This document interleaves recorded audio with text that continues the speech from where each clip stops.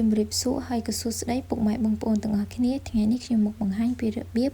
អាំងត្រីអំពិលទុំឲ្យមានរសជាតិឈ្ងុយឆ្ងាញ់យើងយកមកជ្រលក់ជាមួយនឹងទឹកជ្រលក់ពីរមុខមានដូចជាទឹកត្រីអំពិលទុំជាមួយនឹងទឹកត្រីកោះកុងទឹកត្រីរបស់យើងតើធ្វើឲ្យរាងដិតតិចយើងយកមកជ្រលក់ជាមួយនឹងត្រីចឹងអូយអែមខ្លាំងមែនទែន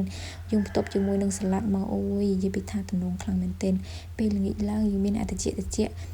ញ៉ាំជាមួយនឹងមួយមុខនេះនិយាយពីថាអែមខ្លាំងមែនទែនតែម្ដងណាហើយនេះគឺជាគ្រឿងផ្សំរបស់យើងមានដូចជាត្រីហ្នឹងដូចជាចំនួន1គីឡូណាពុកម៉ែបងប្អូនធម្មតាហើយនេះជាបន្លែរបស់យើងមានដូចជាតសក់ក្រូចឆ្មាសាឡាត់ស្រួយជាមួយនឹងខ្ទឹមក្រហមខ្ទឹមសម្ទេសអំពិលទុំជាមួយនឹងគល់លក្រីហើយបន្ទាប់មកយើងយកបន្លែរបស់យើងយកមកលាងទឹកឲ្យស្អាតមកយើងលាងទឹក3 4 5ទឹកមកឲ្យស្អាតតែកាលណាយើងលាងមិនស្អាតញ៉ាំទៅដឹងតែរាគរូសឈឺពោះហើយពុកម៉ែបងប្អូនឃើញខ្ញុំថតលាងតែមួយទឹកអត់មានលាងតាមណាព្រោះថាខ្ញុំថតតែមួយទឹកទេក្រៅពីនឹងខ្ញុំលាង3 4 5ទឹកខ្ញុំលាងលលាស់វាស្អាតណាពុកម៉ែបងប្អូនព្រោះថាសពថ្ងៃគីមីច្រើនណាស់បងប្អូនអើយតើតែយើងលាងបន្លែបានស្អាតនឹងឯងជិះវាងហានិភ័យញ៉ាំទៅវាអត់មានឈឺអីចឹងណាបន្ទាប់មកគឺយើងចាប់ផ្ដើមមកដំជាមួយនឹងគល់លក្រីនេះយើងដំវាឲ្យបែកស្ញាញចឹងមកយើងយកទៅញាត់មាត់ត្រីណាហើយនេះត្រីយើងយកមកប្រឡាក់ជាមួយអំបិលម៉ត់របស់យើងខ្ញុំប្រើចំនួន1កូនចានបើសិនជាពុកម៉ែបងប្អូនមានអំបិលក្រួសអាចប្រឡាក់ជាមួយនឹងអំបិលក្រួសក៏បានដែរប៉ុន្តែខ្ញុំអត់មានអំបិលក្រួសខ្ញុំប្រឡាក់ជាមួយនឹងអំបិលម៉ត់របស់យើងនឹងមកបានដូចតែគ្នាទេបន្ទាប់មកយើងប្រឡាក់ហើយក៏យើងចាប់ផ្ដើមយកលក្រីហ្នឹងយកមកញាត់ក្នុងពោះត្រីហ្នឹងមករួចជាការស្រេចស្រួលតែម្ដង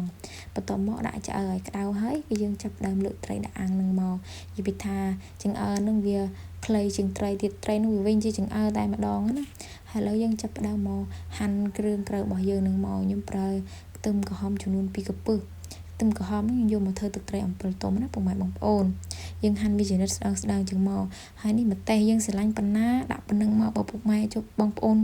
ស្រឡាញ់ហឹលចូលចិត្តហឹលខ្លាំងដាក់ម្ទេសច្រើនជាងនឹងតិចក៏បានដែរប៉ុន្តែខ្ញុំស្រឡាញ់មួយល្មមប៉ុណ្ណឹងបានហើយបន្ទាប់មកយើងមកលាយជាមួយនឹងទឹកត្រីអំពិលទុំទឹកត្រីអំពិលទុំរបស់ខ្ញុំគឺខ្ញុំធ្វើញ៉ាំរាល់ថ្ងៃគឺធ្វើបែបអញ្ចឹងឯងស្រួលងាយឆាប់បានញ៉ាំយើងដាក់ជាមួយនឹងប៊ីចេងស្ករអំពិលទុំទឹកត្រី